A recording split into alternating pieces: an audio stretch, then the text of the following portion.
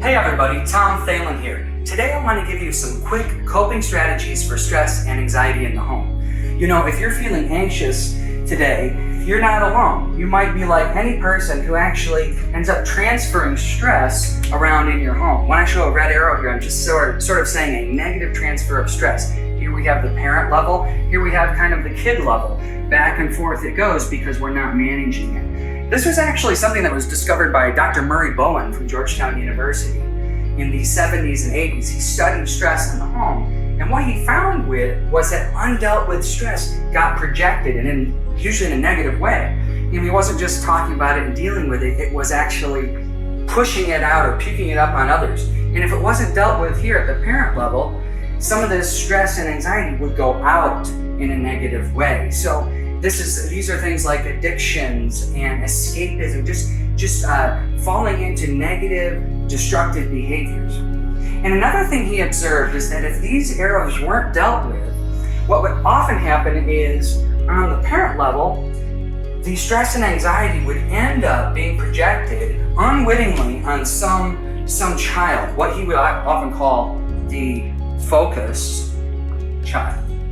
Now what that means is, here's a kid who already has enough stress and anxiety of his or her own, and yet somehow they're bearing the brunt of their parents' stress and anxiety. We have to be so careful not to do this.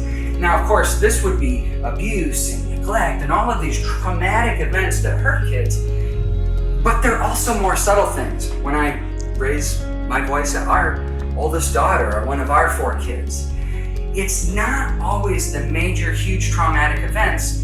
It's the cumulative small events that happen over time. It's kind of like the concussion issue in the NFL. It wasn't just the 3 big hits. It was cumulative over the course of an athlete's career. So how do we deal with this stress and anxiety and not create a focused child situation where this kid is bearing the brunt of the family's stress and anxiety? Quick tips right here. These are what we're doing at my house. My wife and I are really focusing with our kids on what we can control and what we can't control. So I can control, of course, my actions. And I think about just doing actions that are keeping me alive and keeping me motivated during this time.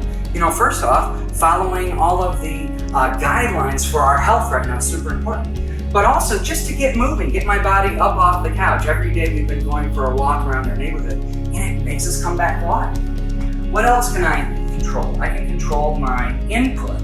So what am I putting into my brain and into my head and heart? And these things are all influencing me. If I'm only focused on the negative news, it's going to start to weigh me down. Now the news is important, we want to be informed, but we don't want to be dragged down and we don't want to stay there. So instead, I want to take some of that time where I was just sucking things down and I want to actually create some positive output. We did a night where our kids all created a game. They created like a board games. Our daughter Lucy, who's 9 years old, created a game that she called Do Your Thing. And it was kind of a racetrack thing. You go around the board, but each time you roll, you had to sing this song, hum a song, and the rest of the family had to guess it. It was so cool. We really ended up enjoying that game and played it for about an hour just a couple nights ago. And so we're looking for output that can be things that are creative, that make us come alive, playing music, playing a sport if you can get outside, just being active in our families and doing things that really exercise our creativity. And the last one is, if I can do these 3, I can also adjust my attitude. Your attitude is one of the only things you can control in life. And so as you go through these positive actions, you say, I can control these, and I have to focus on what I can do, not what I can't do. And I'm not going to write out 4 for these, I'm just going to write out 2. I can't control others. That's such a big deal.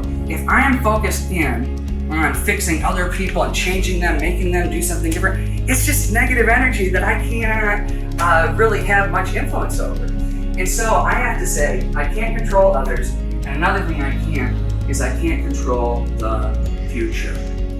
But if I look back at what I can control, I realize that all of these things together become a positive influence to the people in my life, the others in my life who need me to be a strong, positive parent and spouse, and someone who wakes up and says, I can control my attitude. I can reset and start over each day. I really want to encourage you to use this time at home with your families as a gift. As long as you're staying safe and healthy and you're at home, take advantage of that time. Take advantage of it relationally and even just socially and emotionally in your home so that you can cope with the stress that comes. You're not a weirdo for being stressed out. You're normal. So let's try to handle it in a positive way. Together we can do this.